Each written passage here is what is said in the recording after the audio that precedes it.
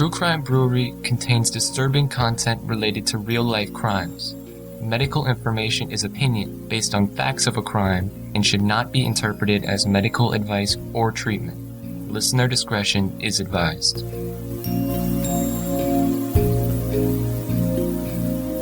Welcome to True Crime Brewery. I'm Jill. And I'm Dick. Just 9 days before Christmas 1998, 33-year-old Rhonda Reynolds was getting ready to visit her mother for the holidays. Rhonda's second marriage was falling apart after less than a year, and her career as a Washington state trooper had ended badly. But her friends and family would insist that Rhonda had still been optimistic about her future. Barb Thompson, Rhonda's mother, was just happy that Rhonda was coming home. But then a call early in the morning changed Barb's life forever. Join us at the quiet end for Who Killed Ronda Reynolds? Rhonda's soon-to-be ex, Ron, had called 911 that morning to say Rhonda had committed suicide in their bedroom closet. And over the next several years, the coroner would change Rhonda's manner of death from undetermined to suicide, not once but twice. But Barb Thompson never believed that her daughter committed suicide. Finally, Ron was arrested for Rhonda's homicide. But would there be enough evidence to take him to trial or to get a conviction? It's a long story that we're going to talk about. And this case was recommended by Justin, so thanks, Justin. So we're going to have a beer from Red Hook in Seattle. It's a Maibach. It's a very nice beer. It's copper-colored, thick white head, lots of pretty lacing, good caramel aroma, tinge of fruit, nice caramel taste, some hoppiness late. It's very sweet, filled you up nicely. Great beer. All right, sounds good. Let's open it. Okay.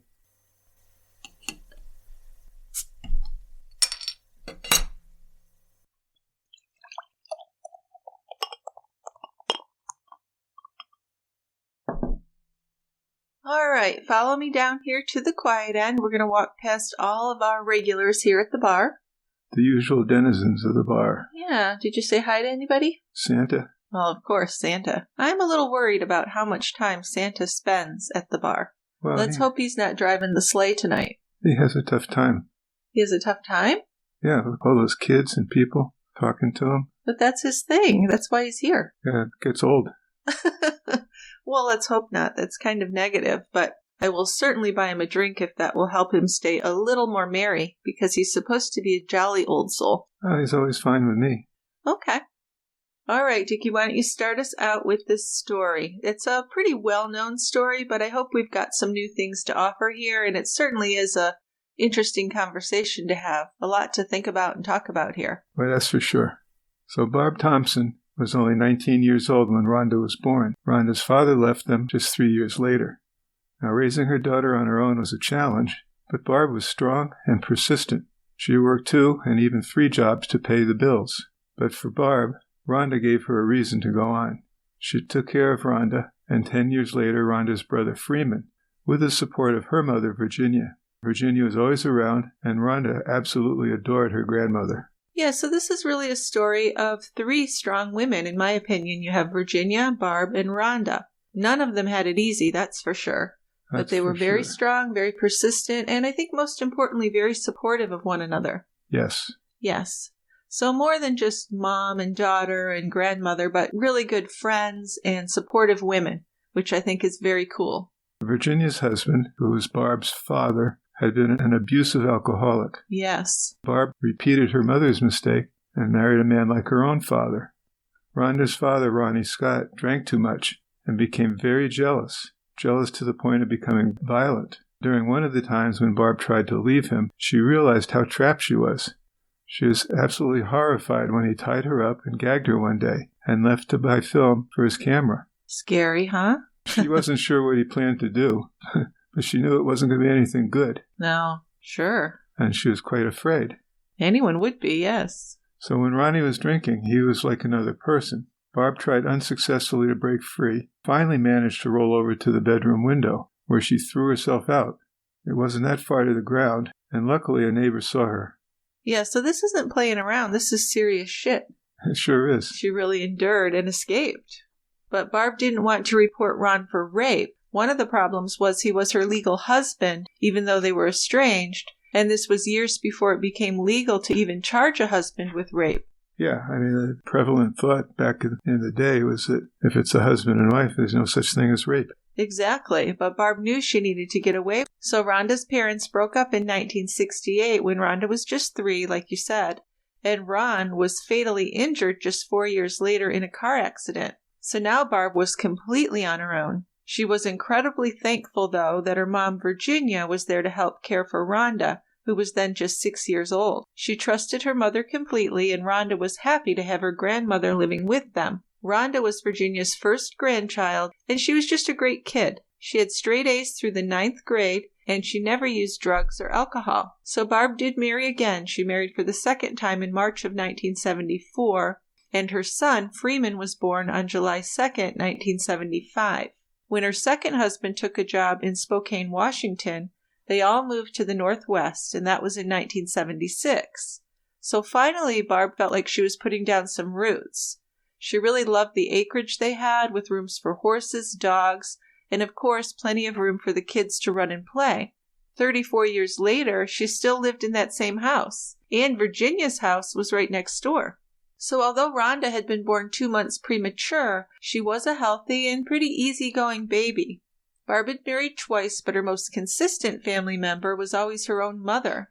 They lived through many hard times and always stuck together, and it was kind of the same between Barb and Rhonda. Really close. Really close. So Barb raised and rode horses. Rhonda loved horses as much as Barb did as she was growing up, but she had her own dream. Since she was maybe a 5-year-old, she liked to watch shows on TV like Dragnet, Adam 12, Mayberry RFD. So she decided at a very young age that she would become a law enforcement officer, a sheriff, or maybe even a detective. As her dream came into focus, she concentrated on her goal of becoming a Washington State Patrol trooper. Now, at that time, that seemed pretty unattainable. There were no female officers there when Rhonda was a girl. Barb thought that she would grow out of that goal, but Rhonda never did.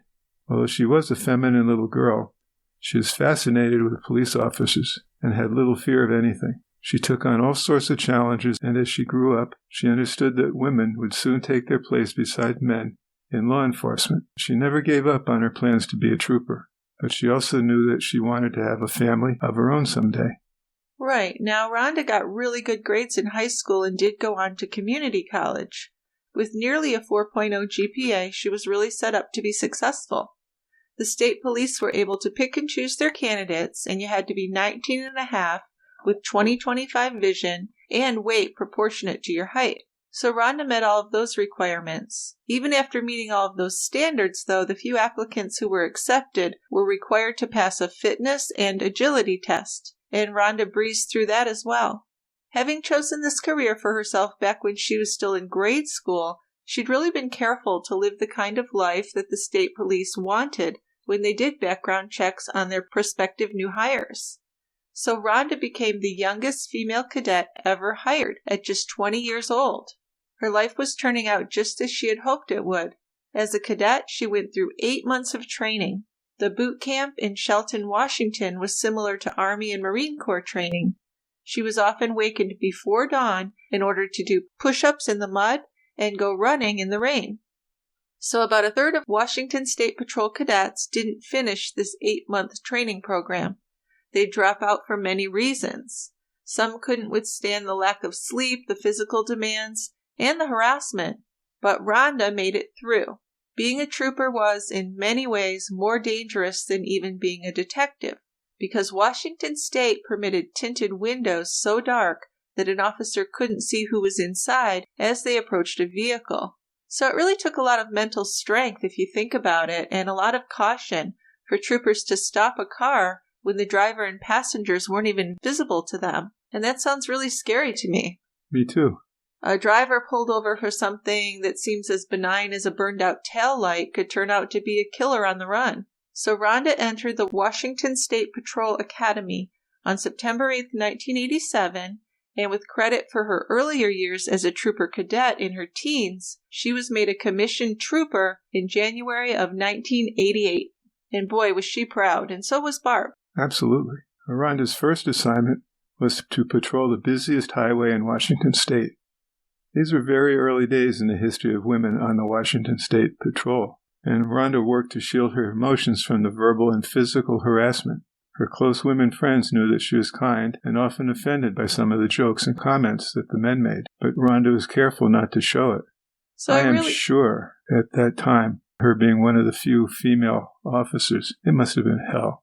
Oh, they really harassed her. And I could take this back to an experience I had when I was 18 or 19. I worked at a security guard office, and I was the only woman, and it was kind of scary. You know, Yeah. they just made comments, they looked at you. It was really uncomfortable. And for me as well as for Rhonda, this was before Me Too and sexual harassment, and it was just accepted, really. It was put up with. Yeah. There wasn't much you could do.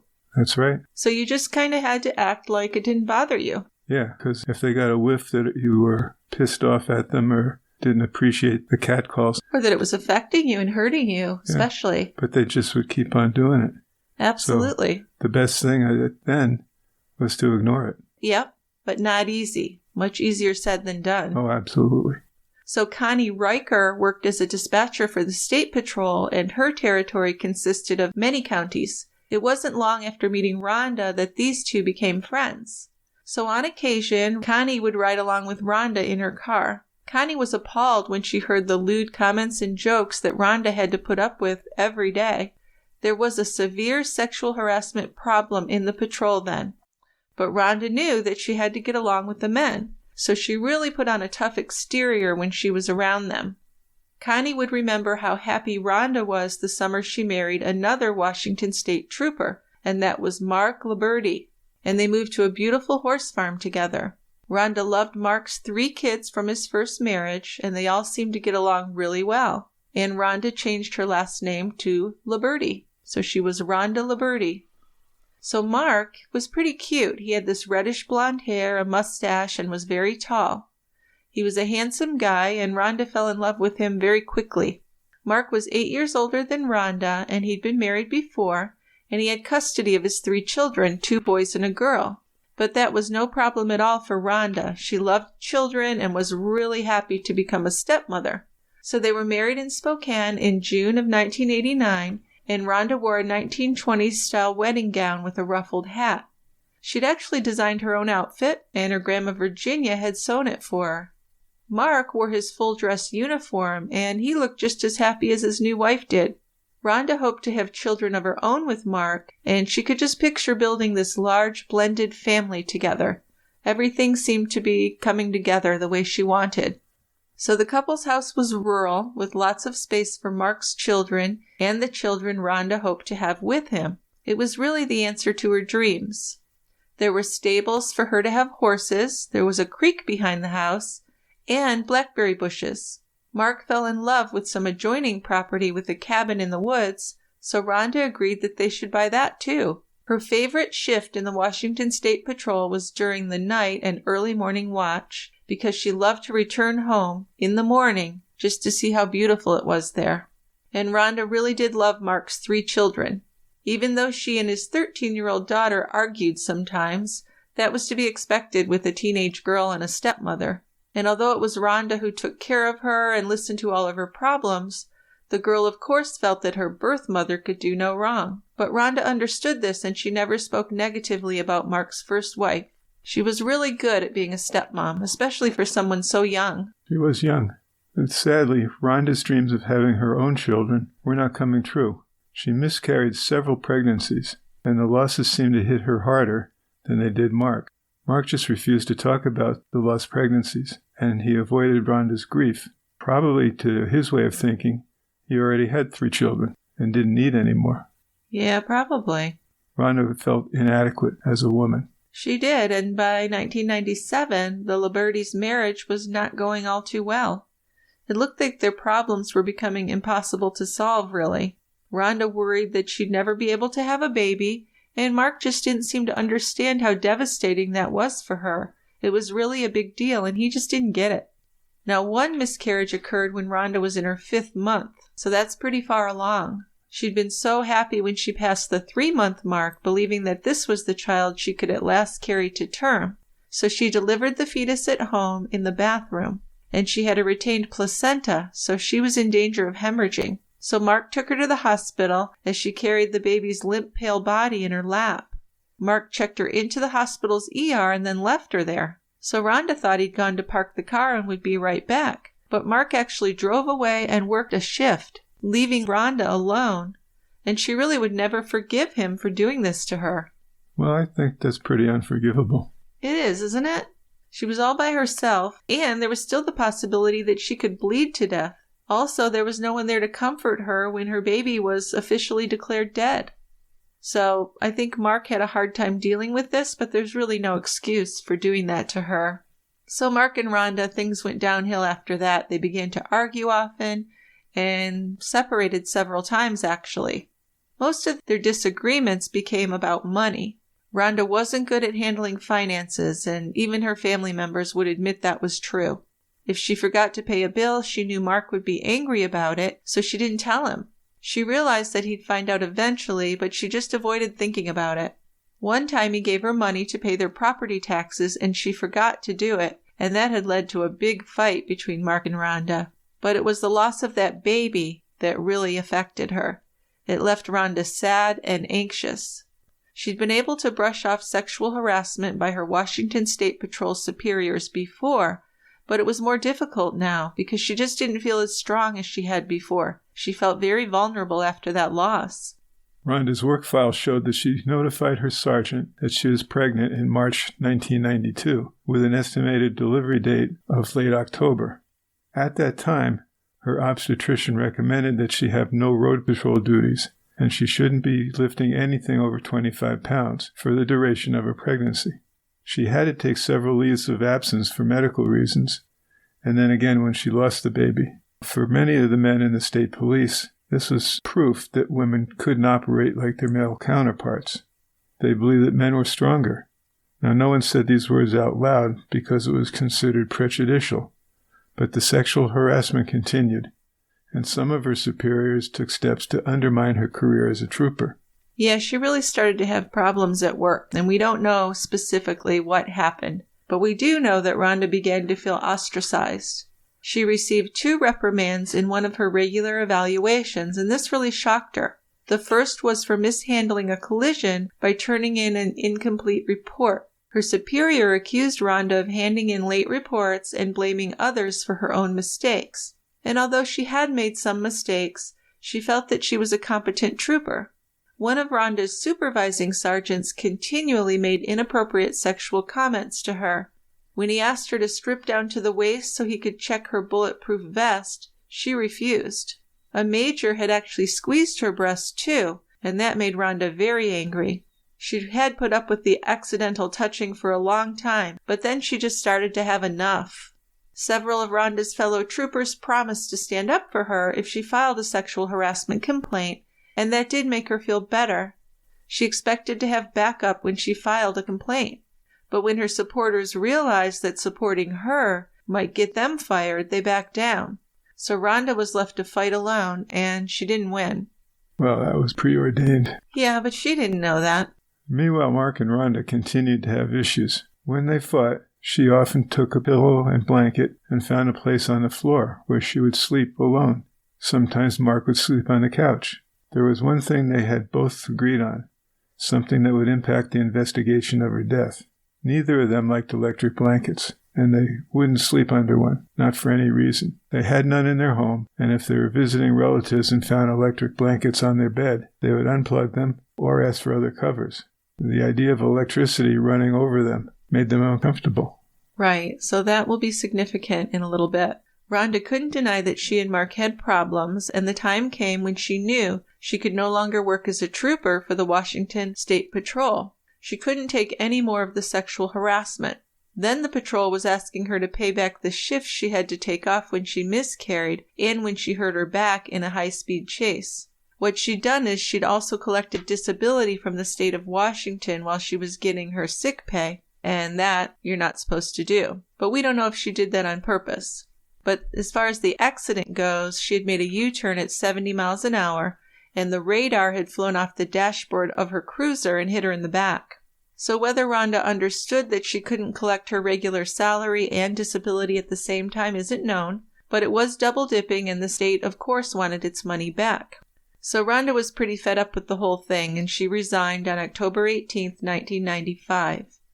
Mark was still working as a trooper and that was difficult for her, but of course she couldn't ask him to give up his job that he loved. A woman friend found Rhonda a job in loss prevention security at the Walmart store in Aberdeen in the spring of 1996. And management there thanked the friend for recommending someone so competent and as dedicated as Rhonda. It certainly wasn't as exciting as being a trooper, but Rhonda was pretty skilled at spotting shoplifters, and she was enthusiastic about this new job. Some of the shoplifters had long police records, but there were others who were just first-time offenders.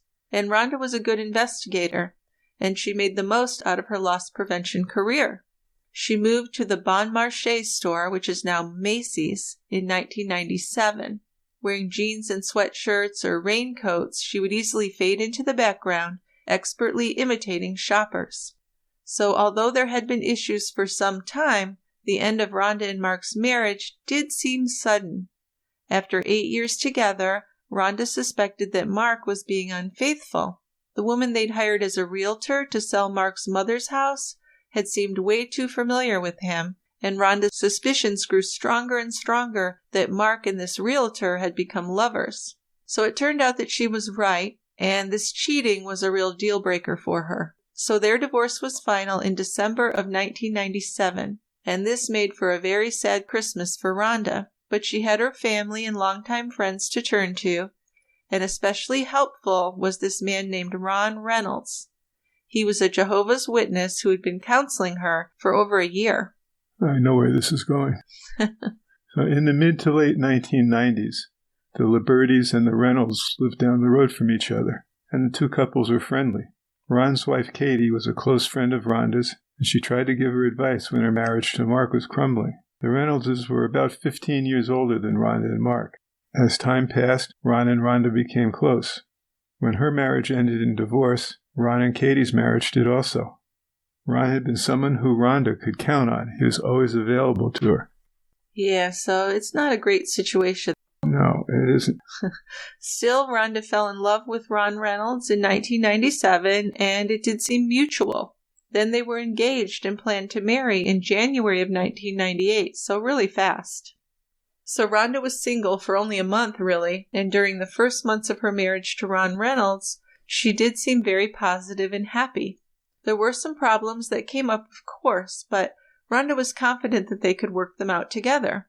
So in late summer 1998, Ron bought himself a wedding present, a new candy apple red Mustang convertible. But then he totaled it when he ran into a concrete barrier on the freeway, and apparently unfazed, he bought himself a brand new pickup truck. Ron had 3 sons, and it turns out that some of these boys were cruel to animals. One had shot a cat and regularly threw rocks at her 2 Rottweilers. Rhonda loved dogs. She actually had 3 adopted dogs, and she was worried any time she had to leave them for very long with Ron and his sons. And that especially was true after her 8-year-old Rottweiler Duchess died while she was alone with 17-year-old Jonathan.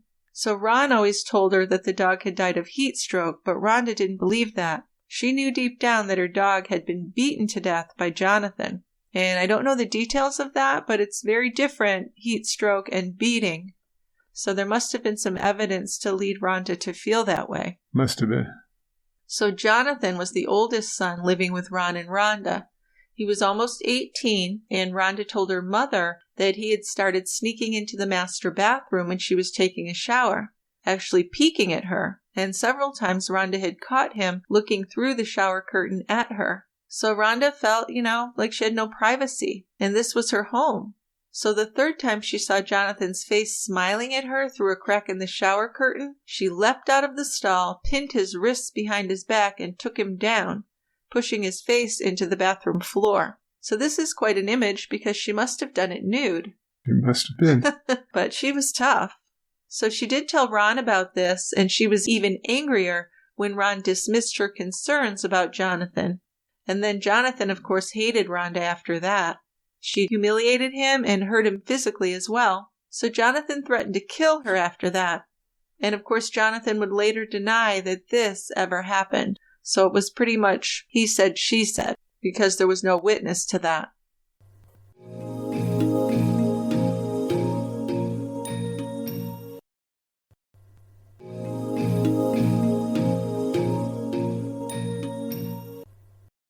Rhonda knew that Katie Reynolds had had problems with drugs off and on for years, and when she learned that Ron was sleeping with her behind her back, Rhonda feared she might have been infected with HIV.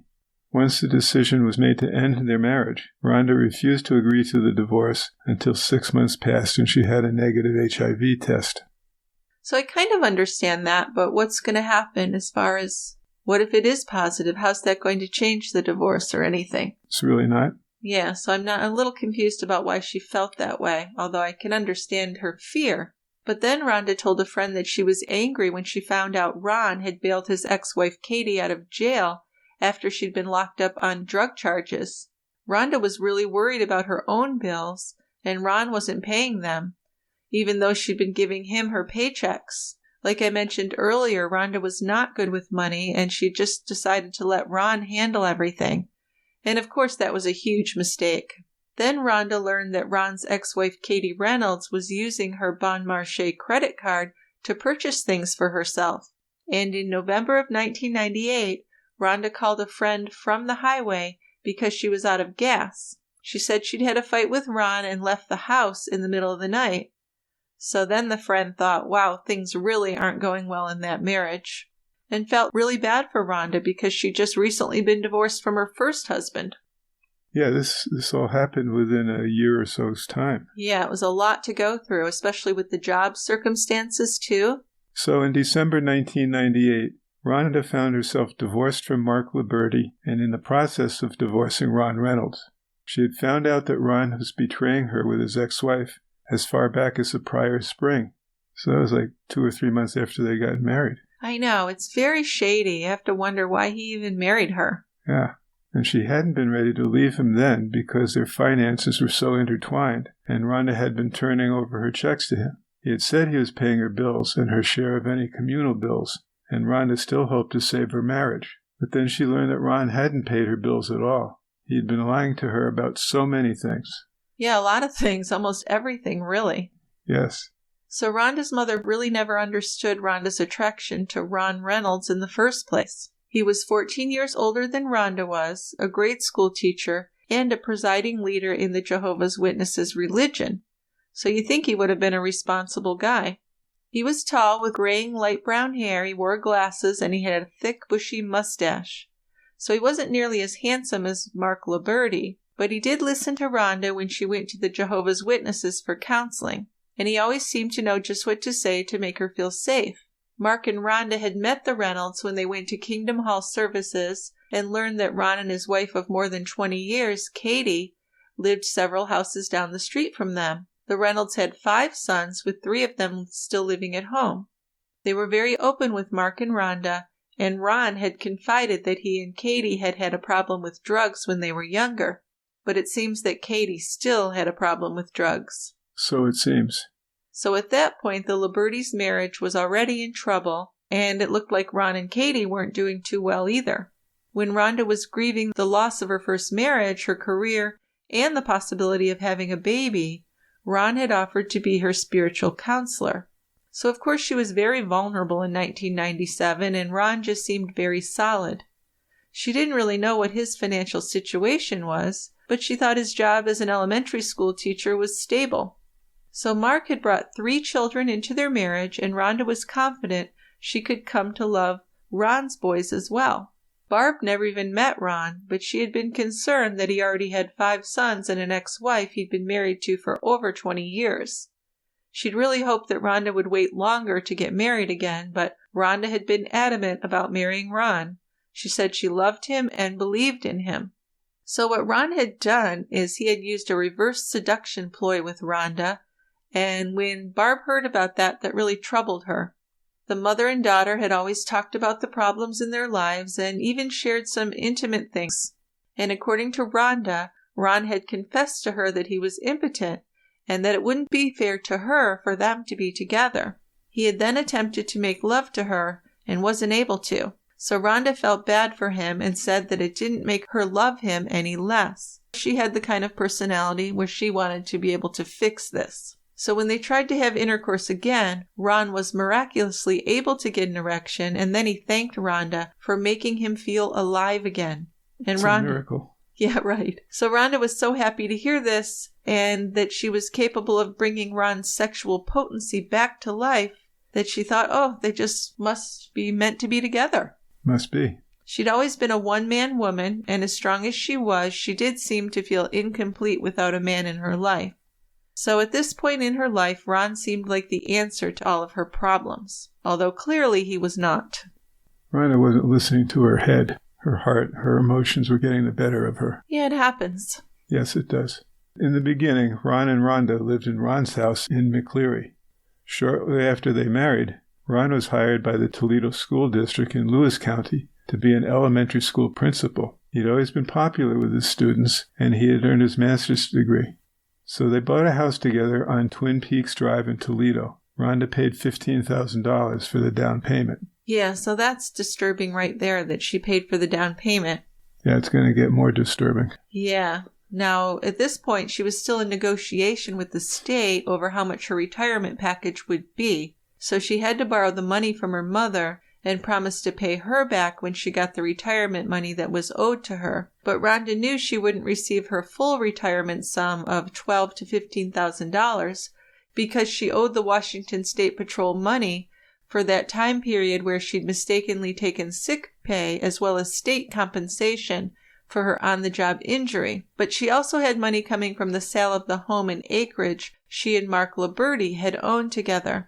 So even though Rhonda put up $15,000 as the down payment on their new house, Ron explained that his ex-wife Katie had taken everything away from him in their divorce, so he wasn't comfortable putting half interest in their new house in Rhonda's name. So that makes no sense if you think about it. So he's saying his ex-wife took everything. So even though his new wife is going to make the full down payment on their home, he doesn't feel comfortable having both their names on the house? Yeah, come on. I mean, what the actual fuck? That makes no sense. I could see how he might want both their names on it, but to be just his name really shows you that Rhonda was easily manipulated by this man. Well, and she agreed to this. That's what I mean. Yeah, he got her to agree. He told her that it wasn't that he didn't trust her, but that he'd just gone through losing everything so he could be with her, so kind of putting a guilt trip on her. And then he did promise to add her name to the house deed later. So for whatever reason, she seemed to trust him, and it's hard to understand why. If you're putting a large sum of money down on a house with your new spouse, wouldn't you expect the house to be in your name, or at least both of your names? Seems reasonable. Yes, it does. So, yeah, that was a weakness of hers, apparently. Well, and there's more. They had moved in August, 7 months after their wedding. Ron didn't have any furniture of his own, so Rhonda brought all of her furniture to their new house. Some of it was new, and other pieces, like her grandmother's china cabinet and paintings, had sentimental value for her. So Ron's getting off of this pretty easy. Oh, yeah. Well, then plus he moves his 3 youngest sons in, so it's him and 3 sons, and she's sharing this house with all of them, and it's not even in her name, although she's furnishing it and giving the down payment. And turning over her checks to him. It's kind of crazy when you think about it. It certainly is crazy. Yeah, it's sad. So at 1:40 a.m. in Spokane, on Wednesday, December 16, 1998, Barb Thompson was woken up by the sound of her phone ringing. She reached across her bed to answer it, knowing that after 5 rings, her answering machine would pick up. Barb got the phone on the 3rd ring and said, "Hello," but heard only a dial tone, so she hung up and then lay awake for a while expecting the phone to ring again. It never did, and Barb eventually went back to sleep. Now, just a few hours before that, Barb had spoken with Rhonda. Her daughter had been calling her from her home in Toledo. Rhonda had called Barb 3 days earlier to tell her that Ron had asked her for a divorce. Rhonda would be flying to Spokane, and she was scheduled to arrive at 12:59 p.m. that day. David Bell, a longtime friend and police sergeant in Des Moines, Washington, had offered to drive the 75 miles to Toledo to pick her up and drive her back north to SeaTac Airport. Now, Dave and Rhonda had once been sweethearts, And after a decade, they still remained really good friends who could depend on each other. Freeman, Rhonda's little brother, would take Barb to the airport in Spokane to pick up Rhonda. Then they would all go to Grandma Virginia's house, which was right next door to Barb's. So Barb and Rhonda had talked for a long time on Tuesday night. Barb was relieved to hear that Rhonda was upbeat, and she didn't mind walking away from her marriage to Ron.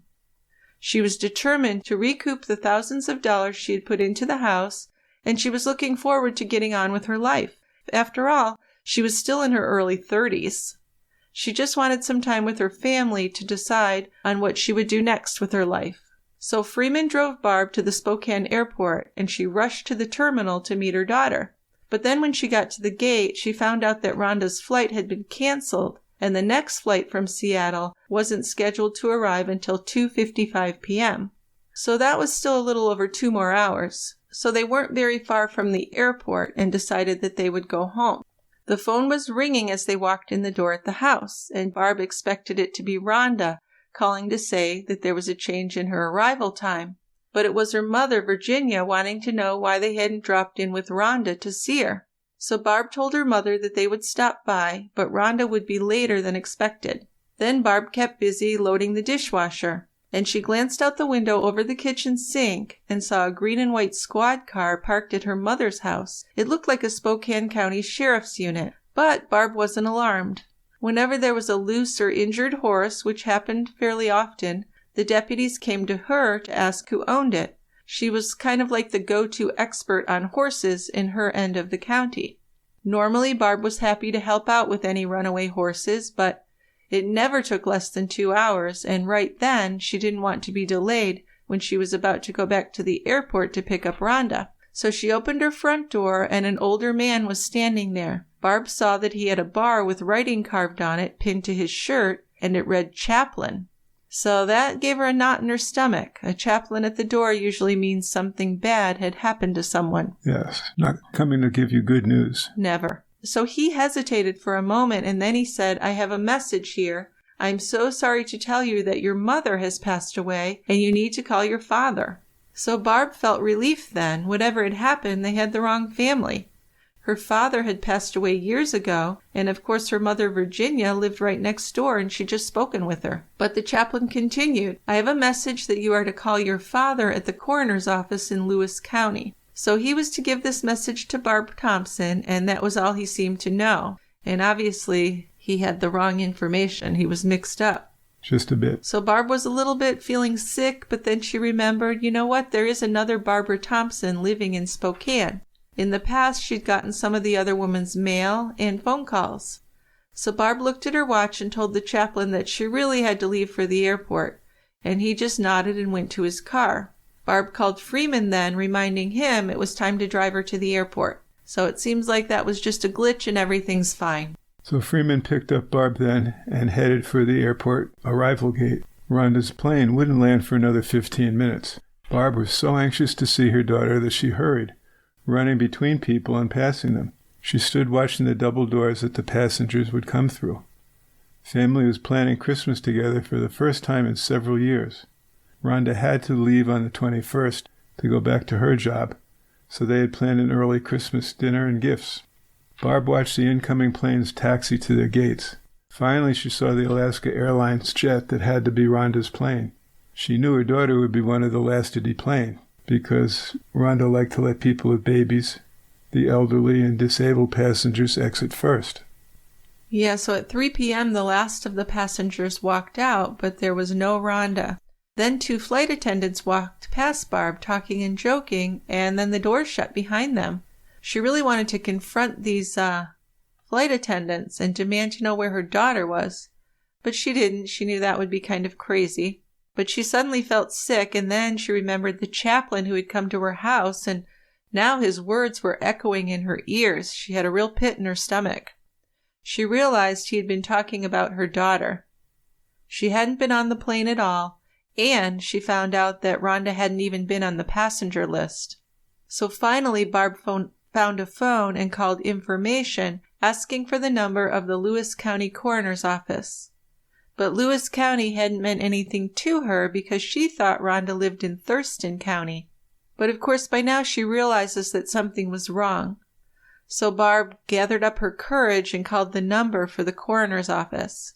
She identified herself to the woman who answered, and then the woman told her the horrible news. "I'm sorry to inform you that your daughter died this morning." Barb asked how, and she was told your daughter committed suicide. Well, Barb didn't believe it. She just talked to Rhonda the night before, and she had seemed completely fine, excited even. The Lewis County Sheriff's dispatcher had received a call on the 911 line at 6:20 that morning, December 16, 1998. The man calling identified himself as Ron Reynolds and asked that an emergency vehicle be sent as soon as possible to his home on Twin Peaks Drive. When asked what the situation was, Reynolds said that his wife had committed suicide with a pistol. Now, Reynolds spoke in a flat, kind of weirdly calm voice as he explained that he wasn't sure exactly what had happened because he had been asleep for the past few hours. He claimed not to have heard the gunshot, even though he had been just several feet away. He told the dispatcher that Rhonda must have muffled the gunshot with a pillow. Though the dispatcher asked if Rhonda had a pulse, and Ron said he would check. Dispatcher heard him put the phone down. He returned a few minutes later saying he couldn't find a pulse. A Lewis County deputy sheriff was sent to the Reynolds home just 1 minute after Ron called 911. It took him 21 minutes to arrive at the Reynolds one-story home in Toledo. From the dispatcher's call, it sounded like a cut-and-dry suicide. When the deputy walked up to the residence, he was directed to the master bedroom at the end of a hall. Emergency medical technicians were already there, working on a woman who lay on her left side on the floor of a closet just off the bedroom. There was a bathroom adjacent to the closet and a pistol lying across her forehead. She appeared to have a head wound and had bled profusely. So Ron Reynolds was quite well known in Lewis County because of his teaching career and his leadership in the Jehovah's Witnesses. He wasn't connected with the church anymore now. When he left his wife Katie and moved in with Rhonda, he had left the church. He'd actually spent a lot of money on Christmas gifts for his sons in December 1998. This was their first Christmas with gifts since they were too young to even remember. As the first deputy on the scene, Gary Holt looked over Rhonda's body and noticed that Ron nearby was unusually calm. He could have been in shock. Ron told Holt that he had fallen asleep about 5 a.m. Now remember, on the 911 call, he'd said he'd been asleep for a few hours. When he called at 6:20, 6:40? Yeah, 6:20 a.m., he'd said he'd been asleep for a few hours. Now he's saying he'd fallen asleep at 5. So he said he was exhausted from trying to keep Rhonda awake all night because she'd been talking about suicide. When his alarm clock woke him at 6 a.m., he said, Rhonda was no longer in bed beside him. Ron said he then searched the house and couldn't find her. He said when he returned to their bedroom, he thought to push open the door of the walk-in closet off the master bedroom and look inside. He moved a pillow from over Rhonda's head to check for a pulse, and when there wasn't one, he called 911, he said. This is his second version of events already. Remember, earlier he told the emergency dispatcher that he'd not tried to find a pulse yet. Right. They told him to check for a pulse. Exactly. So the EMTs who were kneeling beside Rhonda's body in the closet found her still warm. But that could have been because she had an electric blanket covering her. Now remember, Rhonda was afraid of electric blankets, did not like them. Yeah, so she wouldn't have put that on her. We don't think so. And it's kind of curious, why was it on her? Was it to make it impossible to tell the time of death by keeping her body warm? I think that's a good point. I think that's a reasonable thing to think, yeah. So it was turned on and powered by an extension cord that stretched across the bathroom.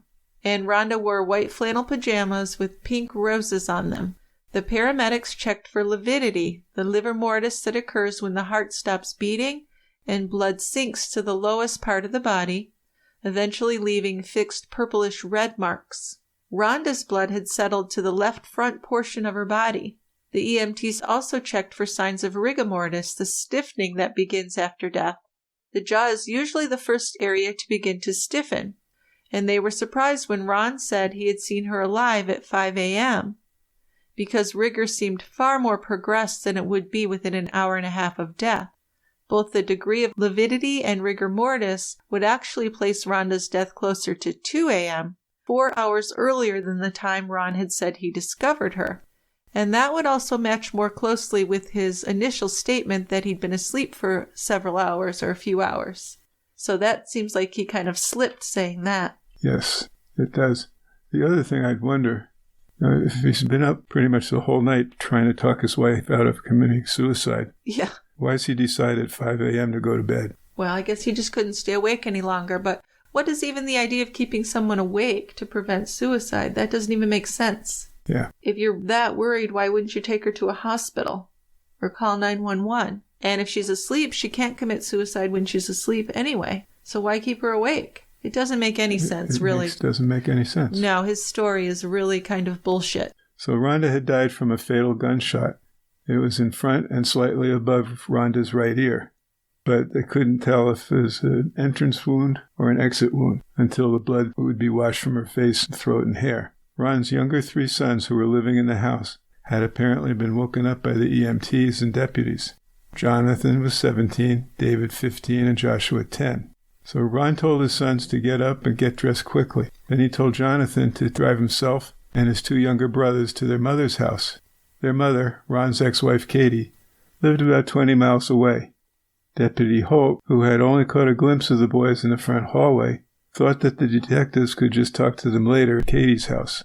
Okay, well, that's wrong right there. Yes. Yeah. Tell us why. They should have been separated and interviewed right then. Maybe they could be interviewed at the mother's house, but the investigation's really off to a bad start. You've got 3 of the primary witnesses to Rhonda's death leaving the scene. Their first impressions and memories would never be as fresh as they were that morning.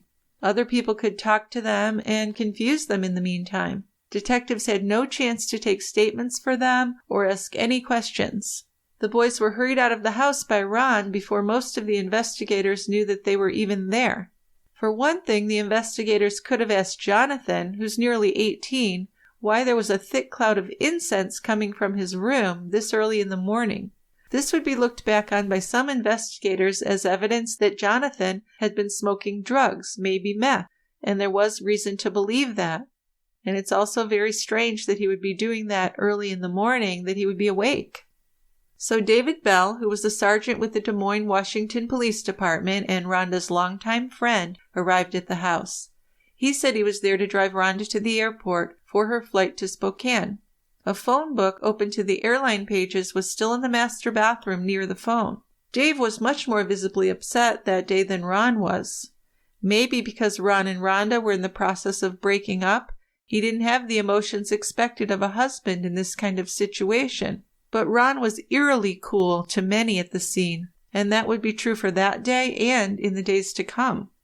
Ron seemed completely void of emotion when first responders got to his house. It seemed to some of the investigators that maybe he hadn't accepted that Rhonda was gone. Police officers are taught that people react differently to sudden death. Some fall apart, sobbing and shaking, while others may seem calm because they really are in shock. So although they did take note of Ron's reaction, or lack of a reaction, they didn't judge him too critically right off the bat. Deputy Holt asked Ron Reynolds to go with him into the kitchen. He wanted to tape an interview of Ron's recollection of events while they were still fresh in his mind. Ron told him that he had come home the night before at about 8:30. He and Rhonda had had a lengthy argument, and they were in the process of separating. He said he was worried when she began to talk about suicide. He had told her to stop talking about killing herself, and he said he'd done his best to stay awake all night so he could watch over her in her depressed state. But by about 5 in the morning, he said he became so exhausted that he must have fallen asleep. And the last thing he remembered was that he felt his wife was in bed next to him. When he was awakened by his alarm clock at 6, she wasn't there.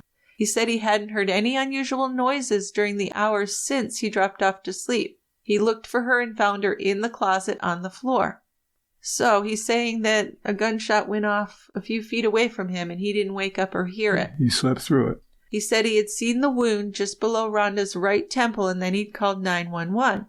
But then this just didn't add up because Ron said that he hadn't heard the gunshot because both the bathroom and closet doors were closed. But Rhonda died only about 12 to 15 feet from the bed where Ron slept. And Rhonda's feet were sticking out from the closet doorway. Ron had said the door was closed and he had opened it and found his wife. but it would have been impossible to shut the closet door because Rhonda's legs, of course, would have been blocking it. So the police found a .32 caliber Rossi revolver, which would turn out to be Ron's gun, in Rhonda's left hand. And the electric blanket covered Rhonda's left hand, and the gun was kind of in the blanket. The blanket was clutched so tightly in her left hand that it took considerable effort to loosen it. Also, curious, Rhonda was right-handed. Ron was left-handed. When a deputy asked Ron if Rhonda was left or right-handed, the deputy said that Ron had become visibly nervous and had told him he didn't know. He didn't know if his wife was left or right-handed. Now, I know they'd only been married less than a year, but that's something you know about people. Well, no. What hand do they write with? Yeah, it's pretty easy. Eat with. Of course. Deputy Holt's first statement said that Rhonda was lying on her left side and the pistol was resting next to her forehead. But a police photo of Rhonda showed her in a fetal position, laying on her left arm with her right arm tucked under her right breast. So this wasn't a position consistent with a self-inflicted gunshot wound to the right side of the head. But Holt believed Ron Reynolds, who assured him Rhonda had killed herself. So her manner of death appears to have been accepted from the beginning. Nothing hinders a thorough death investigation more than investigators deciding too soon what happened.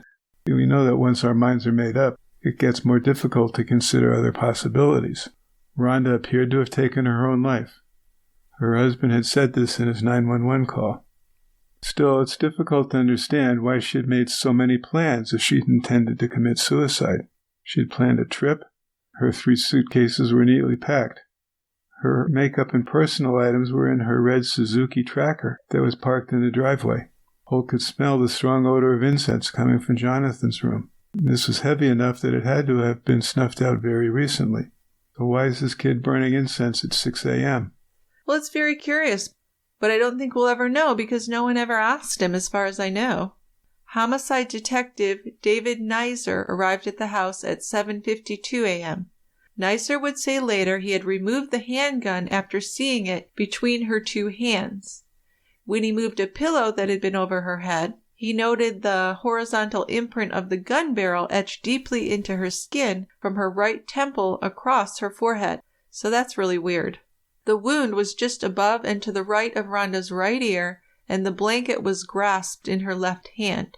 Nizer tried later to explain why he had moved the gun before photos were taken of its original position. He said he didn't know why. It had been an automatic reaction, he said. He wanted to get a loaded gun into a safer place.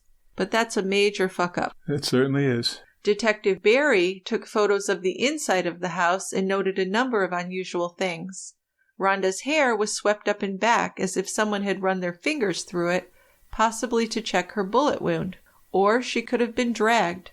But there wasn't room for that in the closet, and there was no blood trail there or in the bedroom. Someone had used lipstick to write on the bathroom mirror, "I love you, please call me," with a phone number. So that was very unusual. No one to this day knows why that was there. But it was Rhonda's grandmother's phone number. They didn't know if it was Rhonda's handwriting. Detective Barry noted that Rhonda would have had to get up on a stool or really stretch to reach such a high spot on that mirror. A handwriting expert would have to be called in to see if Rhonda or if someone else had written that on the mirror. The words really couldn't be interpreted as a permanent goodbye or suicide note, though. When the handwriting expert examined this note, he couldn't determine who had written it. He doubted it had been Rhonda because most people write on a blackboard or a mirror at their own eye level. This was far above where Rhonda's eye level would have been. The bathroom and the bathroom closet were immaculate, just like the rest of the house. Rhonda's shoes were wrapped in tissue paper and stacked in their original boxes and lined up neatly, and Ron's dress shirts were hung neatly, starched, and ironed. The bed looked like it had been slept in only on one side.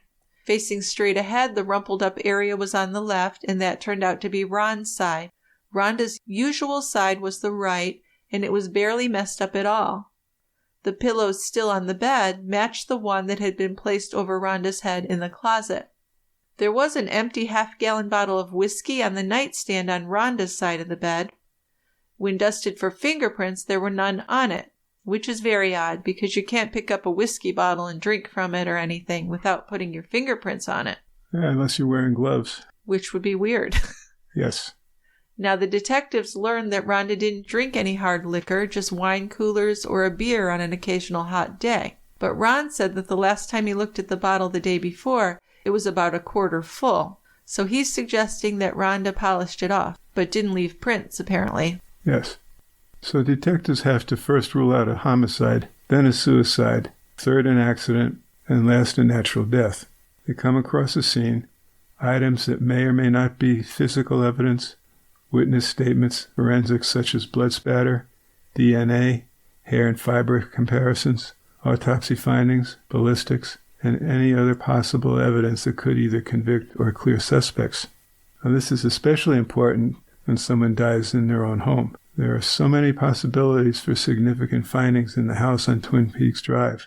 In the cold early hours, 9 days before Christmas, the Lewis County Sheriff's staff had just begun to investigate, but already most of the deputies and detectives at the death scene believed Ron's versions of events that Rhonda had died from suicide.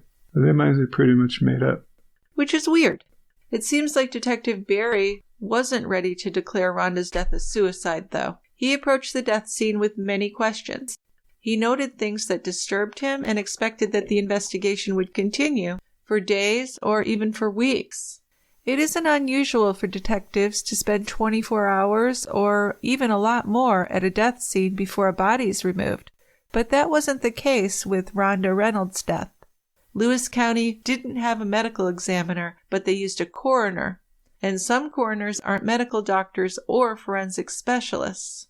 Coroner Terry Wilson had been in his elected post as a coroner for 27 years.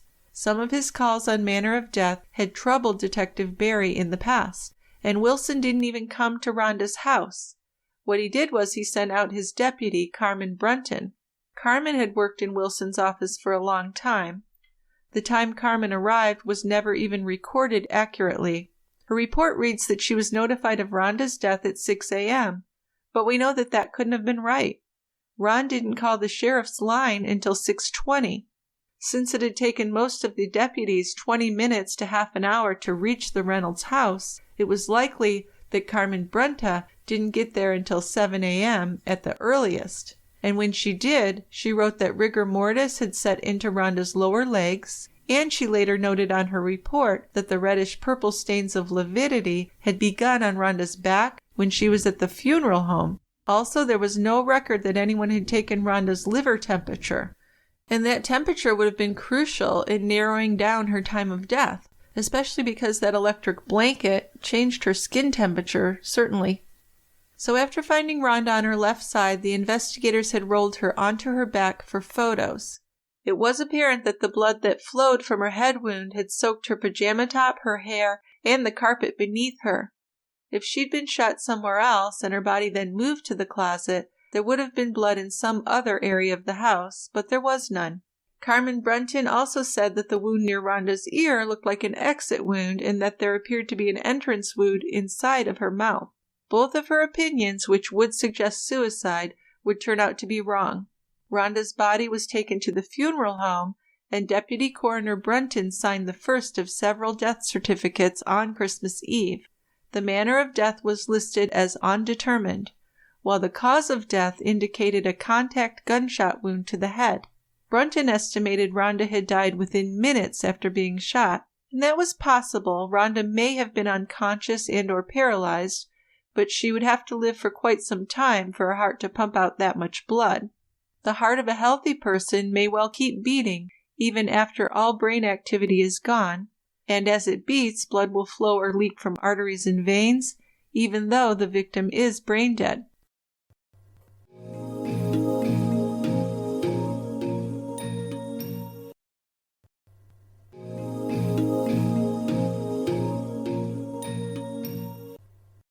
Before getting the horrible news, Barb had not thought anything was amiss. The only odd thing that morning was her memory of her phone ringing in the middle of the night. She had nearly forgotten about that. So Barb knew, of course, that Rhonda was upset because her marriage was ending, but she didn't seem distressed to her the night before. In fact, she'd say she seemed pretty optimistic, and that was between 10 and 11:30 p.m. So that call where no one was on it when she picked it up was at 1:40 a.m., which would also line up more when Ron said that he'd been asleep for a few hours in his initial statement. So Rhonda had called her grandmother on Sunday or Monday to tell her that Ron was going back to his first wife, but that there had been trouble between them for months. And Rhonda seemed to be coping well with the breakup, as well as could be expected anyway, and she hadn't mentioned anything about being depressed or considering suicide. Barb wasn't sure what Rhonda's financial situation had been, but she knew it wasn't great. She had told Barb earlier that she gave her paychecks to Ron and that he was handling all of their money and paying the bills. He had actually insisted on this, which wasn't shocking to anyone, because Rhonda really wasn't good with budgeting. Rhonda hadn't resented that at first, but then within 6 or 7 months of her wedding, she had noticed a change in Ron, and then she suspected he might be seeing another woman. Then she found out it was his ex-wife Katie. So she had put everything she owned, including her Washington State Patrol retirement and her furniture, into the house. And of course she was afraid of losing it all. Although Rhonda preferred living on the coast of Washington to inland Spokane, she was considering transferring to Macy's in Spokane. Rhonda was looking forward to her future without Ron, and she had not been crying over the past. She was only 33, attractive, smart, and quite capable. She had clearly seen flaws in her second husband that she hadn't recognized earlier, so she was ready to move on. And remember, Dave Bell was in the picture as a close friend, and the possibility of being more. Barb had actually felt it was possible that Rhonda and Dave Bell might marry one day. Dave had wanted to introduce Rhonda to his kids slowly, and the two were open to having a life together someday. So after Rhonda's death, Ron told everyone that Rhonda had been taking out credit cards in his name and running up debt. He said that he confronted her about this and she denied it, but Ron's ex-wife Katie had used Rhonda's credit cards, and there was no disputing that. Just 6 months into his marriage to Rhonda, Ron was cheating on her with his ex-wife. When Barb showed up at the house the day after her daughter's death, she saw Katie there in her robe. Katie and Ron had spent the night in the same room where Rhonda had just died the morning before, just feet away from the bed. At Rhonda's funeral service in Toledo, Ron arrived with his ex Katie on his arm.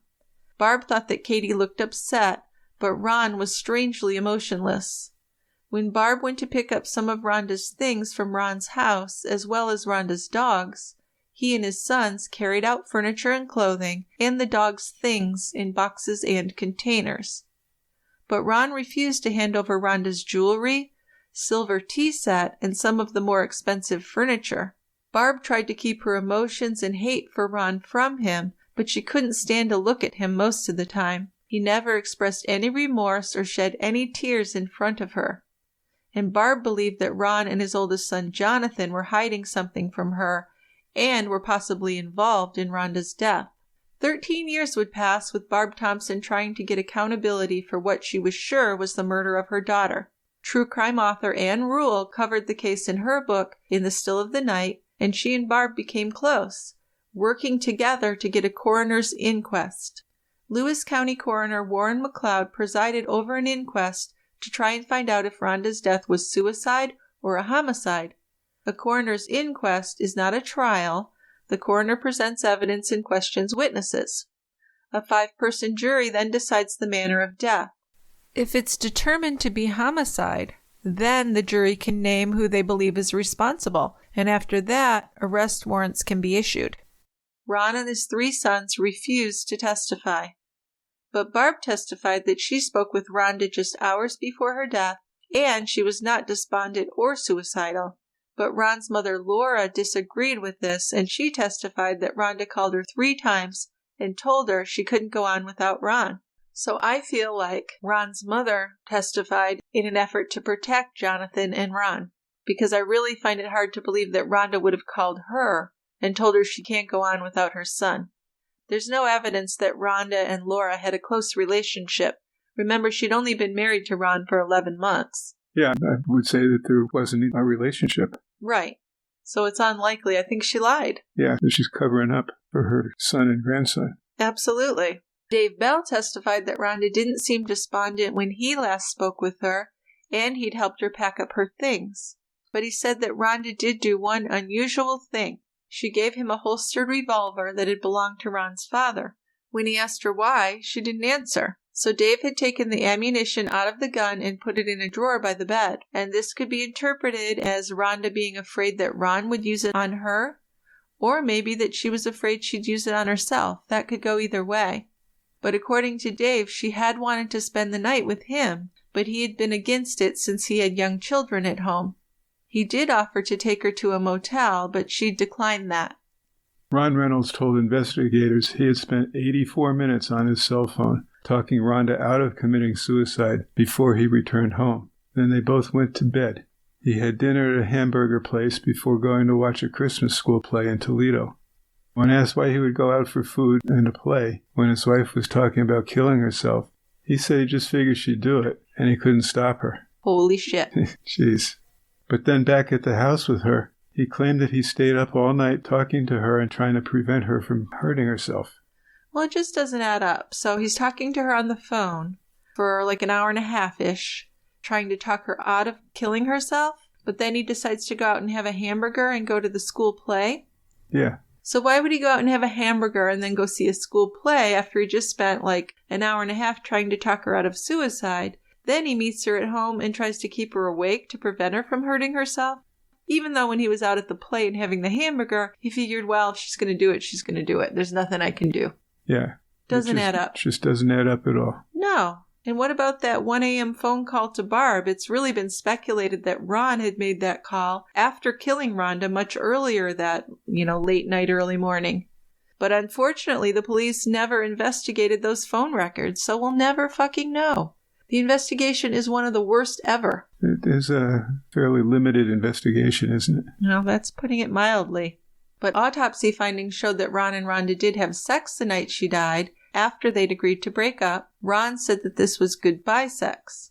And shortly after midnight, Rhonda had called Dave Bell, and he had told her he was going to get some sleep and he could pick her up to take her to the airport in the morning.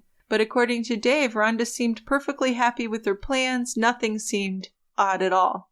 Yeah, nothing out of the ordinary whatsoever. No, he said that. The grandmother said that. Barb said that. A lot of witnesses saying that she seemed pretty happy and anxious to go see her family. Yes. Now, we're never going to know who fired the gun. Neither Ron nor his son Jonathan had gunshot residue testing done on them. Rhonda did have gunshot residue on her hands, but not enough to conclude that she had actually fired the gun. A fingerprint expert testified that there were no fingerprints on the gun, but also said that it's not uncommon for someone to fire a gun without leaving prints, so it wasn't necessarily wiped clean. Yeah, I suppose, but I'd like to really have the data on that. You think there'd at least be partial prints? Well, you're pulling a trigger. There should be something on that. You would think so, and then it makes me think of the whiskey bottle, which definitely should have had prints. Yeah, There's no way you're picking up a bottle of whiskey and drinking it without leaving fingerprints. Yeah. It's just not possible. So Detective Dave Neisser testified that the gun was resting on Rhonda's right temple when he arrived first on the scene. But that would be impossible if Rhonda shot herself. The recoil from the shot would have made the gun land away from Rhonda's head. And given the trajectory of the bullet, it would have been very difficult for Rhonda to have held the gun herself at all. So his conclusion was that the wound was much more consistent with a murder than a suicide. And Barb testified about Ron's behavior and his attitude after Rhonda had died. She said that when she asked him if she could take Rhonda's body to be cremated, he said he didn't care as long as he didn't have to pay for it. Yikes. Now, Ron denies this and said that he did pay for it. Well, Lori Hull, a friend of Rhonda's, turned the attention toward Jonathan Reynolds as the shooter, the oldest son. Jonathan wasn't nice to Rhonda, she said, and he had threatened to stab Rhonda. And Rhonda had told Lori that Jonathan had a drug problem. When Rhonda had caught him looking at her in the shower that time, Jonathan had been humiliated, and remember then he had threatened to kill Rhonda as well. Then Ron's ex-wife Katie testified that she had slept with Ron on the night after Rhonda died. Ron denied that they had slept in the same bed that night. But then he added, if she did, there wasn't anything going on between the two of them. They were just sleeping. Well, we didn't sleep together that night. But if we did, we didn't have sex. Yeah, that's always interesting when people put things that way. So more than 40 witnesses took the stand. The jury took 11 hours to return with their verdict. They decided that Rhonda had died by homicide. They determined that Ron and his son Jonathan were responsible for Rhonda's murder. The jury also determined that Rhonda had died somewhere between 1 a.m. and 5 a.m., not after 5, as Ron had said. These decisions were followed by arrest warrants for Ron and Jonathan Reynolds. Yeah, so Barb was thrilled with this, but her relief at this determination would be very short-lived. The Lewis County prosecutor held a press conference and announced that he would not pursue murder charges or prosecute them. And the reason for this was that the evidence had been destroyed after Rhonda's death was first ruled a suicide. And some investigators still believe that Rhonda had killed herself.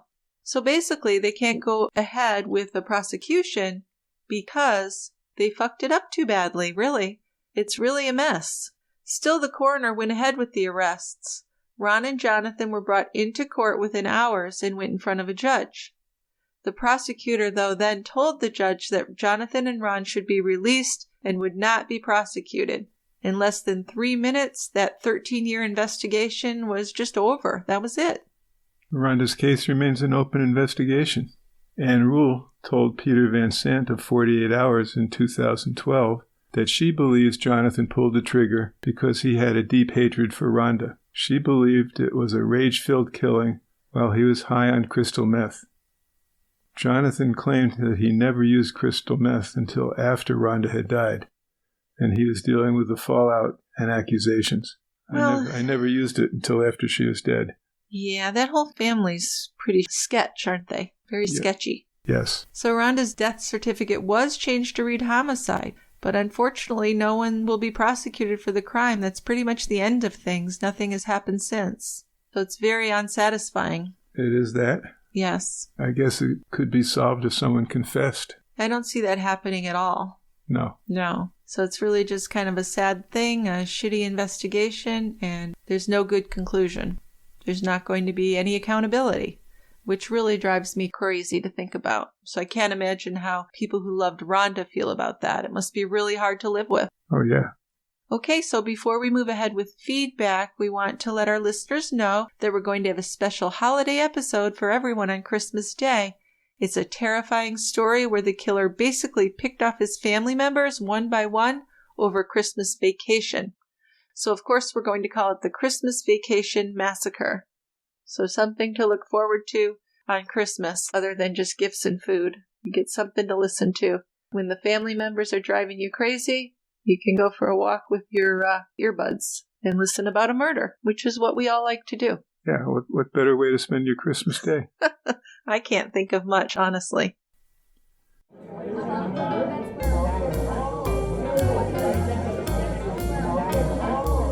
It's time for listener feedback.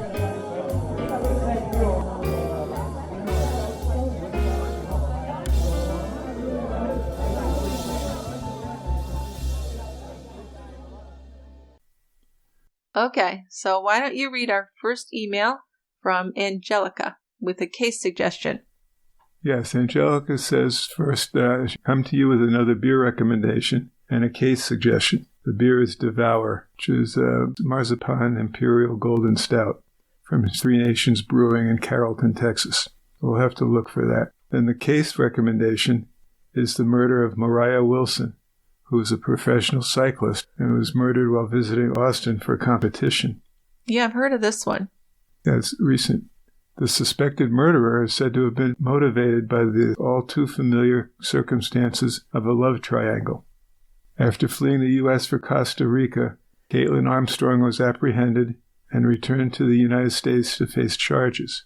Right, so this has gone to trial, correct? Yeah, so this email from Angelica is like 8 or 9 months old because we were waiting for the trial to be completed, which it was. Armstrong was found guilty of first-degree murder and was sentenced to 90 years in prison. She's reportedly appealing her conviction. Yeah, this case is pretty crazy because you have a love triangle where a woman is the murderer, kills the other woman, which isn't that common, I wouldn't think. Plus, these are young, attractive women. It's just really quite an interesting case that I would like to cover. So, there you go. Yeah, thanks, Angelica. And devour, that sounds delicious. Almond honey coffee, bitter coffee notes, a dessert-like beer. Sounds yummy. We'll have to see if we can find it. Oh, I'm sure we can if we put our efforts together. We can accomplish anything. True. So our next email is from Jennifer L. with a case suggestion. I do have a recommendation for a crime to look into that happened near Logan, Ohio, south of Columbus. Todd L. Schultz, 19, and his fiancée, Annette Cooper, 18, were murdered on October 4th, 1982. 10 days later, the torsos of the two teens were found in the Hocking River. Sometime later, the rest of the dismembered bodies were found in a cornfield, I believe. So Annette's stepfather became the focus of this investigation, apparently due to issues within the family as a motive. Some sources indicate there was inappropriate behavior of the stepfather to Annette, and it seems that he definitely did not approve of her fiancé, Todd. So the stepfather was put on trial, found guilty, and imprisoned back in 1984. But then in 1990 he won an appeal due to improper seizure of property, but was not retried. Wrongful conviction court cases went back and forth in the Ohio courts for a number of years, with award and reversals, before he was awarded less than $1 million. A tip in 2008 led to two men being arrested for the murders, Chester McKnight and Kenneth Linscott.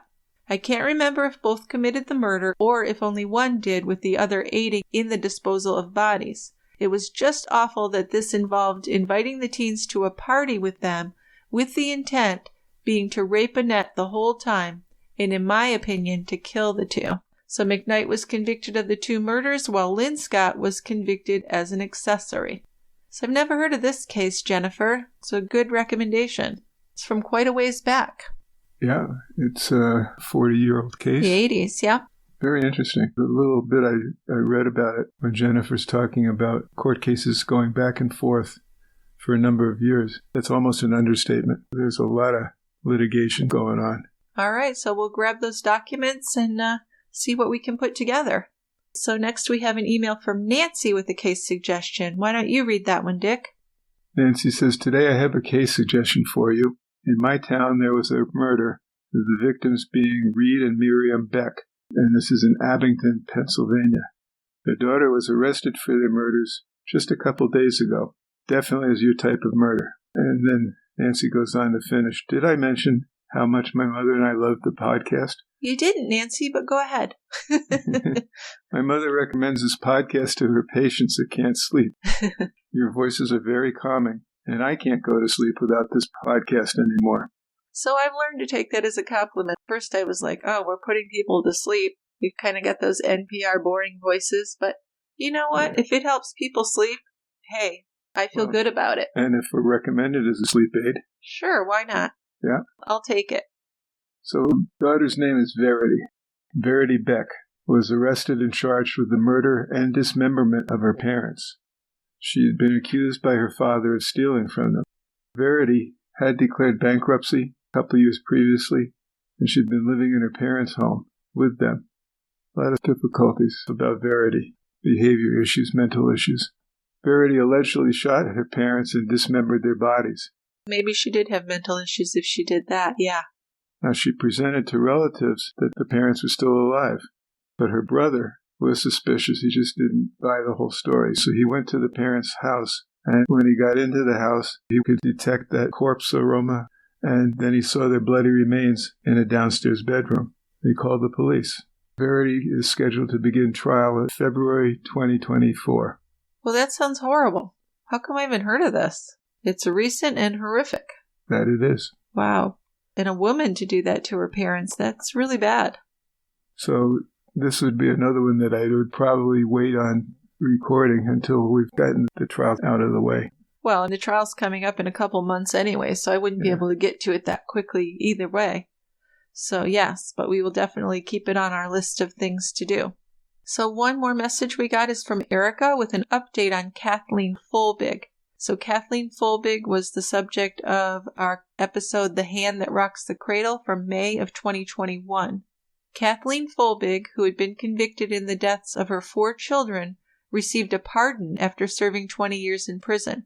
2 of her children had a rare genetic disorder, a mutation of the gene, CALM2-G114R, which can cause fatal cardiac arrhythmias. Another child had a seizure disorder, which could have been a factor in his death. So this finding casts doubt on the idea that Folbig murdered her children. The prosecution in the case accepted the decision, but said Folbig had been pardoned, not exonerated. So what do you think about that? As a doctor, what do you know about this mutation, and what is the probability that that would kill the children? Well, the gene has something to do with calcium inflow for heart muscle, so it's a possibility.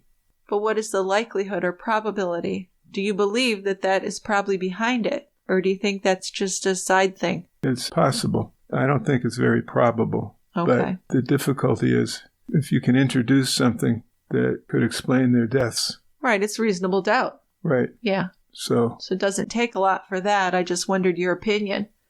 And seizure disorder, that's very vague. I don't know about that. Yeah. And the fourth child did not have the mutation and did not have a seizure disorder. So we don't know about that child.